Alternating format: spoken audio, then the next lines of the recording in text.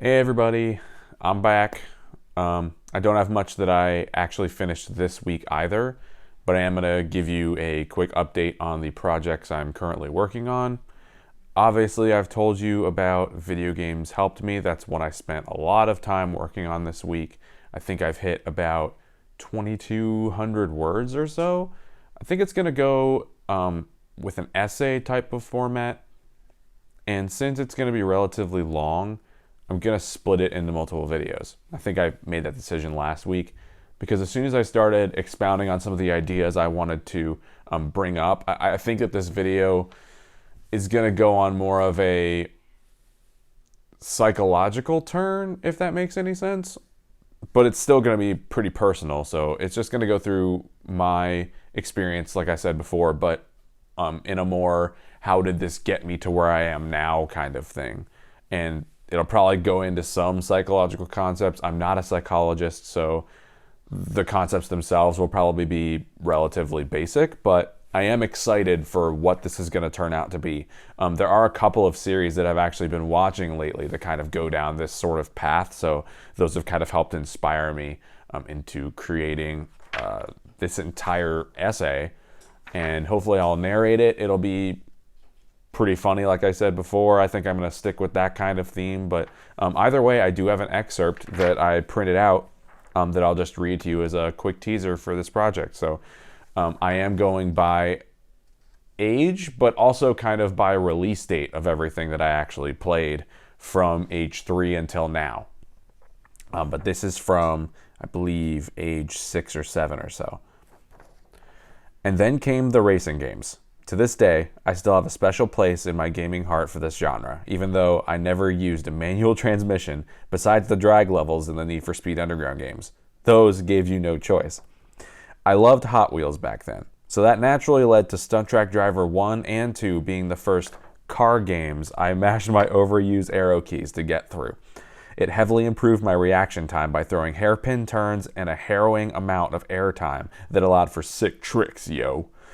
The sequel even had a level editor that I messed with for a good bit, crafting ridiculous tracks for my siblings to aimlessly wander around trying to find the firework fest that ended every level. Yes, that was a thing that happened in that game. That was a footnote. The Mattel saga continued with the abysmal slot car racing.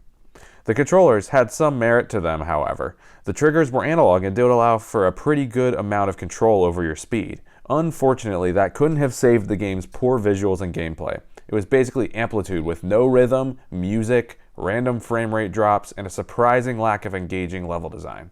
You maybe had to avoid a few obstacles, but that was basically the only challenge I remember.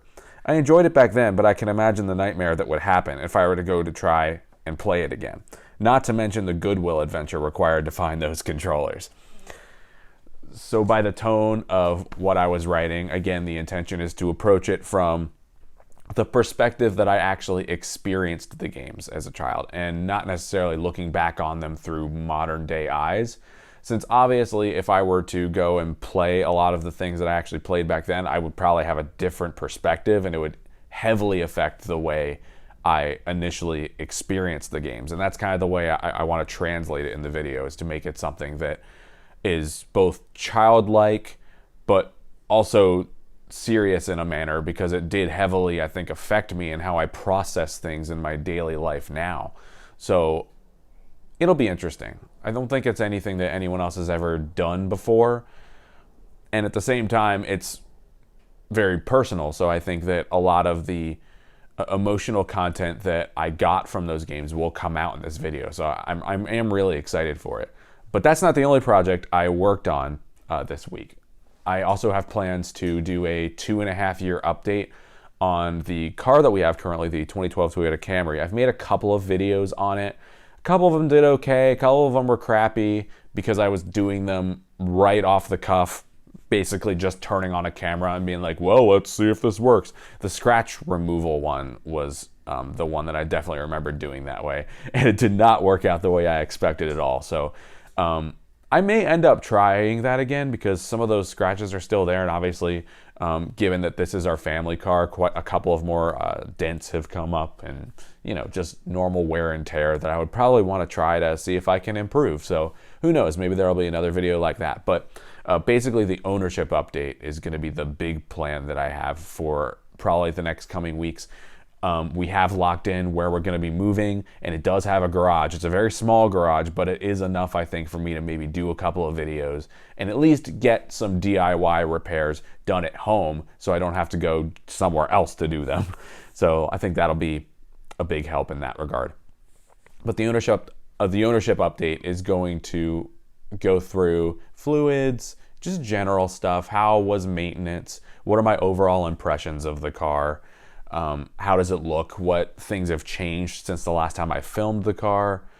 Just general stuff like that. I think it should be a pretty good video, and hopefully there haven't been a lot of people documenting newer cars, I don't think. I would say that older models, specifically of the Camry and a couple of other things, have been documented much better, and I think it would be kind of nice to maybe just offer a perspective on what is it like to have a car that's about 5 or 6 years old, say something that isn't maybe falling apart as quickly as something that's much older than it. So that'll be another thing that hopefully will be coming up relatively soon. Like I said, the new location will be done at the end of the month, and that'll be when things hopefully will start ramping up a little bit faster, since we're still planning and moving and getting all that crap together. So hopefully that shouldn't be too stressful. So far, it's actually been a pretty good experience. I want to do more covers. I haven't done a cover in quite a while, and the last one I did was a full cover, and that kind of has raised the bar for me as far as where I want to take any future covers I do. I don't really want to do the just record guitar over the original track anymore. I think I actually want to go for completely tracking everything if I was going to do a full cover. So that's a lot more work. It would take more than just a few minutes of filming to get done, and way more practice than just learning the guitar parts. Because most of the time in my older videos, I was just learning a mix of the rhythm and lead parts and then swapping between them depending on whether it was a verse or whatever the song structure was at the time.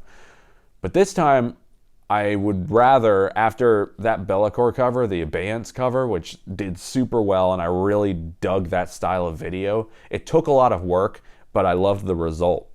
And it made me feel much happier than just sitting down and perusing through the guitar parts one time. So that includes programming drums. I don't know whether I'm going to be doing vocals, but at some point, maybe if there's enough space in the new place, I can start learning how to perform vocals correctly without shredding my voice up, but we'll see how that goes. I don't even know if my voice is fit for that kind of stuff. We'll have to figure that out, but it'll be a long journey, and I'm excited to take it, and obviously I am more than open to collaborating if anyone else has any ideas or things that they want to do that sound similar to what I'm trying to do. And I like working with people, so I think that would be another thing that I would like to maybe bring into those covers or bring into the originals.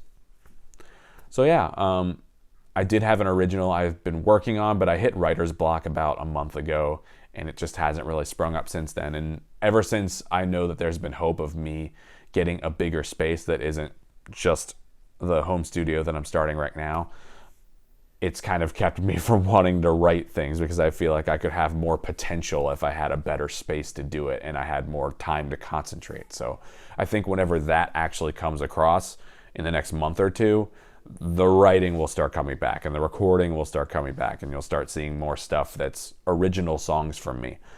I've been working on the Cliffs playthrough too, but it's the same thing with that. It's all about, when am I going to get the space? I'm really excited about getting the new room and setting that up and getting that to sound the way I want it to sound. So that's exciting, but it's not here yet. So I'll have to wait a little bit to get to that point.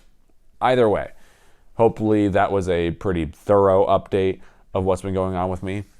Obviously, I posted a couple of weird things last week. If you want to check those out, you can. There's a weird live stream, and then there's a half-finished project that I never actually went all the way through with, but I liked the ideas that were in it. So check that out if you want to see more of my original writing, if you could call it original, because it's probably derivative of some crap that I got into last week. But yeah, thank you guys for watching. I'll see you guys later. So long.